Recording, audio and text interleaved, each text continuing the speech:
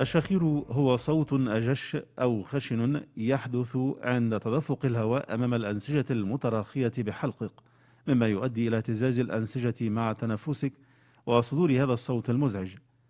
فعندما تغفو وتنتقل من النوم الخفيف لتغط في النوم العميق، ترتخي عضلات سقف فمك المسمى بالحنك الرخو واللسان والحلق، ويمكن أن ترتخي الأنسجة في حلقك بصورة كافية لتغلق المجرى الهوائي وتهتز. وكلما أصبح مجرى الهواء لديك ضيقا أكثر، يصبح تدفق الهواء أكثر قوة، مما يزيد من اهتزاز الأنسجة ويتسبب في علو صوت شخيرك. وتشير التقديرات إلى أن حوالي 40% من الرجال البالغين و24% من النساء البالغات مصابون بالشخير العادي، ويصبح الشخير أكثر شيوعا مع التقدم في السن.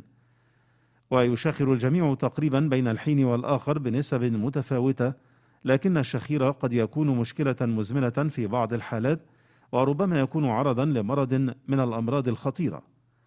وقد يحدث الشخير نتيجة عدة عوامل كتشريح الفم والجيوب الأنفية واستهلاك المشروبات الكحولية والحساسية ونزلة البرد والوزن الزائد.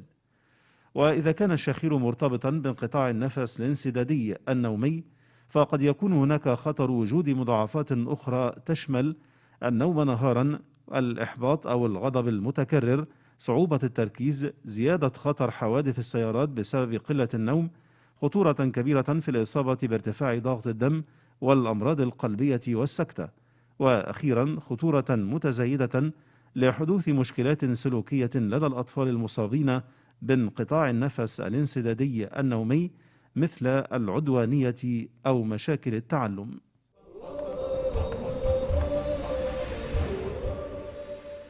رأي حضرتك ايه يا دكتور محمد؟ ده اتضح ان هذا المشكله الشخير صفحه مهمه جدا في كتاب الانف والاذن والحنجره. ده فصل.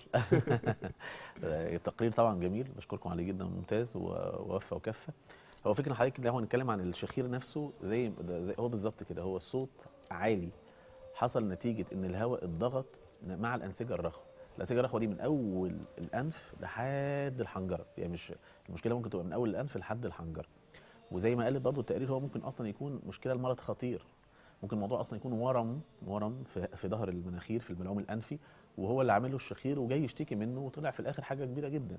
حاجه نادره مش حاجه، بس هو فعلا ممكن نفسه يكون مؤشر لمرض خطير، وهو نفسه ينتج عنه امراض خطيره لو معاه اختناق اثناء النوم، ودي هنتكلم عنها بالتفصيل يعني مع حضرتك. لو مش كل شخير يبقى هو بس مجرد ان انا الزوج منزعج او الزوجه منزعجه او شركائه في السكن منزعجين، لا، الموضوع اكبر على صحتك انت على المدى البعيد. ان الاكسجين قليل اللي بيوصل لجسمك، فعلى المدى البعيد يرفع ضغط الشريان الرئوي ويأثر على القلب، ممكن يعمل جلطات، يعني ممكن تقوم من النوم تصحى على جلطه بسبب ان انت الشخير مزمن وانت او الاختناق اثناء النوم مزمن وانت سايبه.